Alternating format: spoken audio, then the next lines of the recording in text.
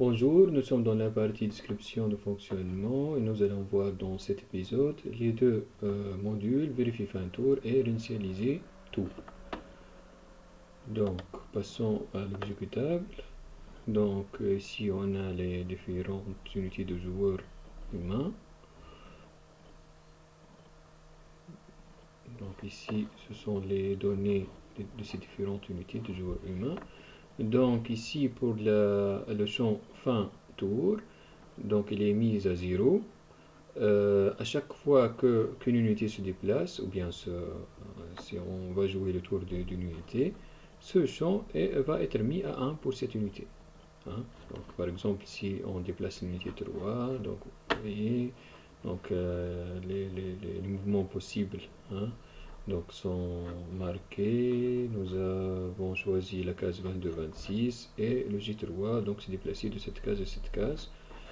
Donc ici le J3 dans l'affichage suivant on va voir que pour l'unité 3 le fin tour c'est 1. Donc après avoir donc joué l'unité 3, donc automatiquement le message donné à un autre numéro, c'est-à-dire d'unité à jouer, ou bien 0 pour forcer le fin tour, ou bien -1 pour acheter une nouvelle unité, et donc est revenu, hein, pour donc choisir une autre unité à jouer. Donc comment il va savoir, donc le programme, comment il va savoir si on a déplacé toutes les unités ou non? Car normalement, si on a déplacé toutes les unités, donc normalement il va passer au joueur ennemi ou bien sortir c'est-à-dire de ce tour. Hein.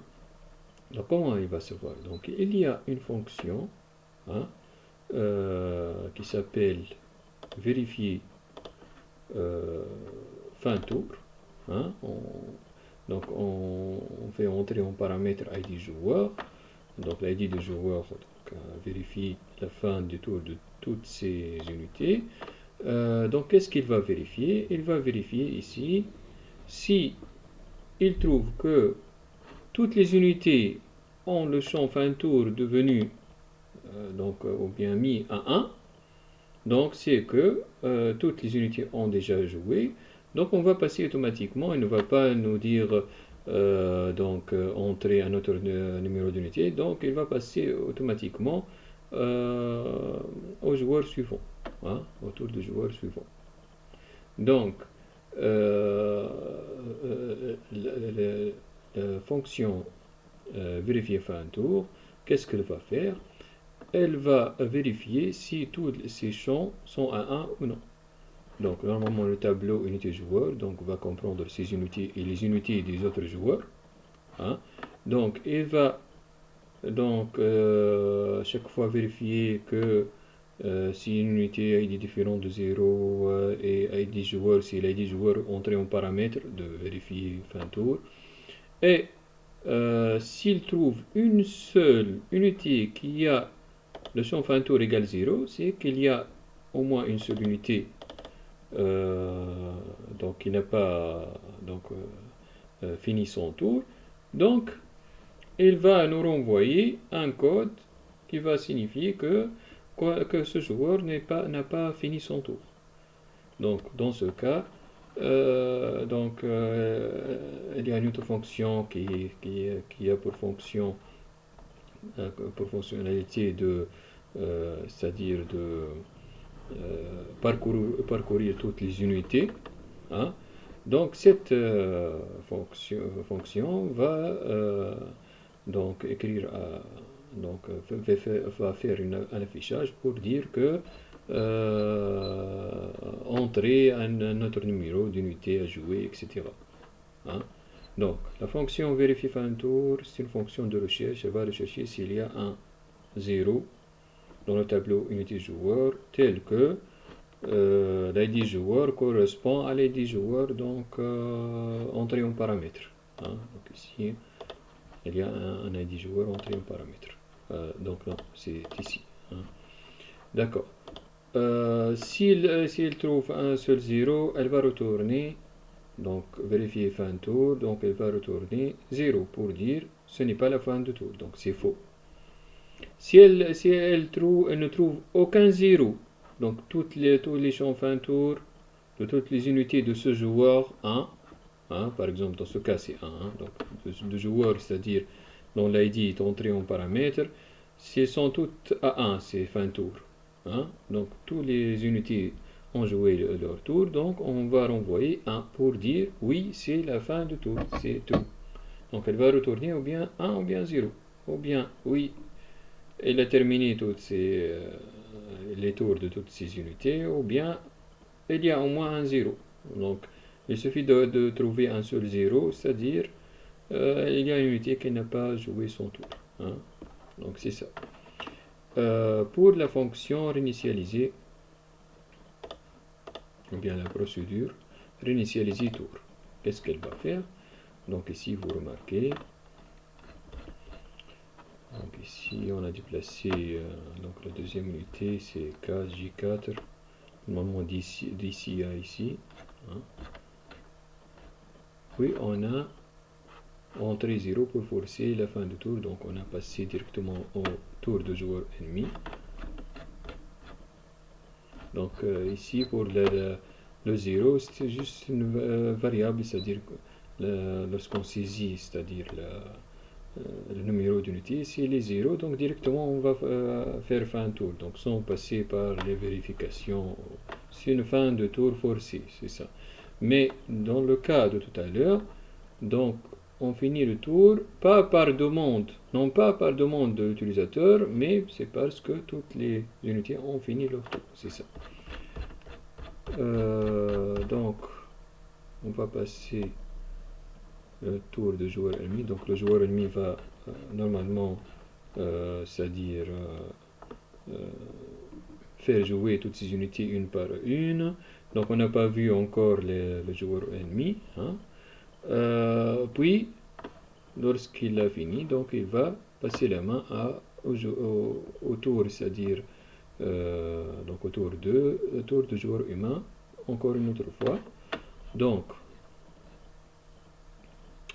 ici vous remarquez juste avant le tour 2, on a joué l'unité 4, hein, c'est ça, l'unité 4, donc fin tour égale à 1, et l'unité 3,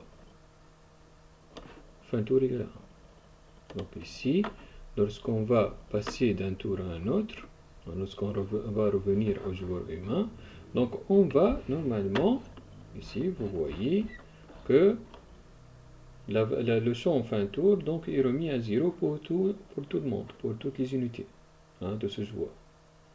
Donc il y a une fonction qui s'appelle initialiser tour qui va réinitialiser avant de passer à un nouveau tour. On va donc on va réinitialiser le tour de toutes les unités de joueurs dont l'ID est des joueurs. Hein?